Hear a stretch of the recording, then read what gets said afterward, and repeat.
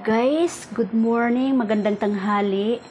Ay, ito, nagluluto na naman ako. Nag-request kasi yung aking darling na magluto ako ng pork sweet and sour.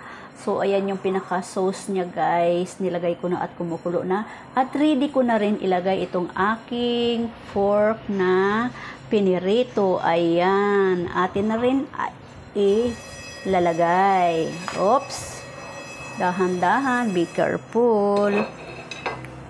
Ayan, hindi pang matapon. Ayan, guys. Ang ating pork sweet and sour.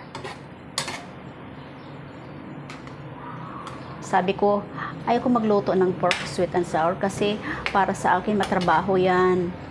Oo, kaya pinagbigyan ko naman siya na sige, iluluto na lang kasi favorite niya ito. Ayan. Sabi niya, damihan mo ng sabaw. Paano ko dadamihan ang sabaw? Yung tomato sauce ko, pineapple juice ang nilagay ko dito. Pineapple juice ang nilagay ko dito, guys. Para manamis-namis at mayroong kunting asim. Tapos isusunod na natin yung pineapple. So, ito yung ginawa ko, guys. Ayan, naka-ready na. Anyway, half cook lang ito, guys. Parang sinangkot ko lang sa kawali. Hindi na natin siya pwedeng ano lang to, itatoppings na lang natin. At saka, ito naman, guys, yung aking pineapple chunk. Ayan, atin nang ilulubog. Pasensya na kayo dahil ako lang ang kumukuha ng video ko. At walang ibang kumukuha sa akin. Yan, sige, vlog pa more.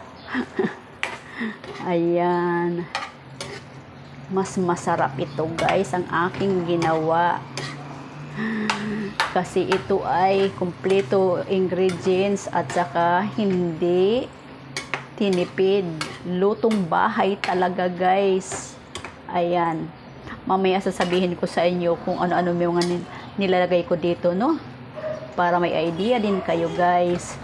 Pag nagsabi ng mister nyo, pagluto mo ko ng pork sweet and sour, ayan.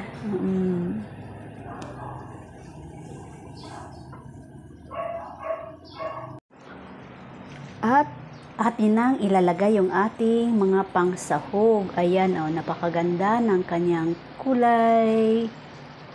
Ayun.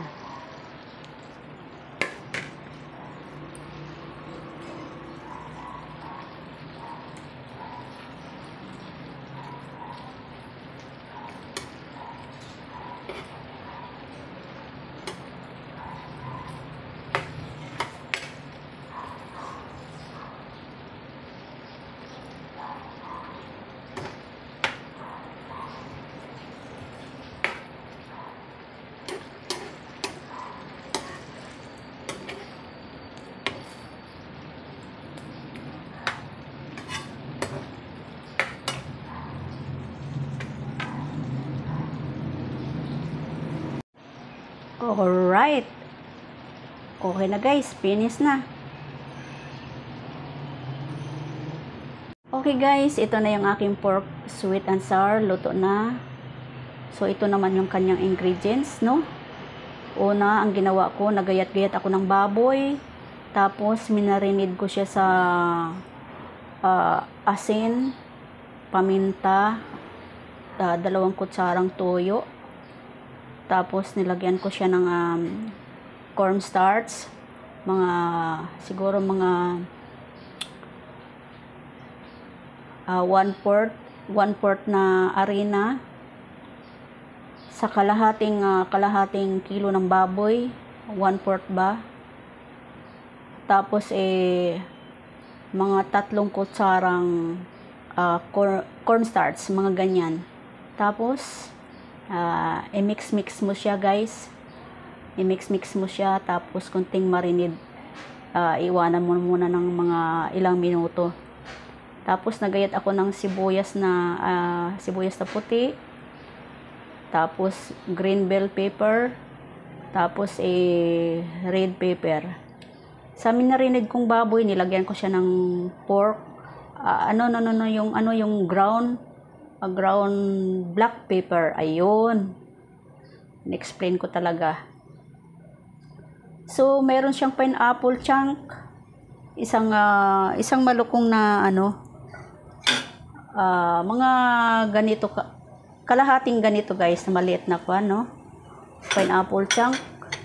Tapos yung pinaka-sauce niya, pinaka-sauce ng pineapple, hinaluan ko ng kunting suka. Nilagyan ko ng aswiti, yung powder, para magkaroon ng kulay yung ating pork, no? Ayan, tapos naglagay ako ng konting tomato sauce para magkaroon talaga siya ng malinamnam na lasa. At saka nagdagdag din ako ng konting toyo at saka yung pampasarap natin. Yung pork natin guys, pagkatapos marinade, atin siyang ipiprito, no? Kaya, ayan. So guys, maraming salamat, no? Maraming salamat sa panonood sa aking luto-luto. Hindi ko masyado na-explain yung aking pork, sweet and sour. Sa susunod, papakita ko sa inyo kasi tanghali na rin kasi guys, nagmamadali na rin ako kasi may estudyante pa. So, guys, thanks for watching ha. Don't forget to like, comment, share, and subscribe. Pakiclick ng bell button para susunod pa kayo makapanood sa aking mga videos guys. Itong luto ng bahay ni Lola.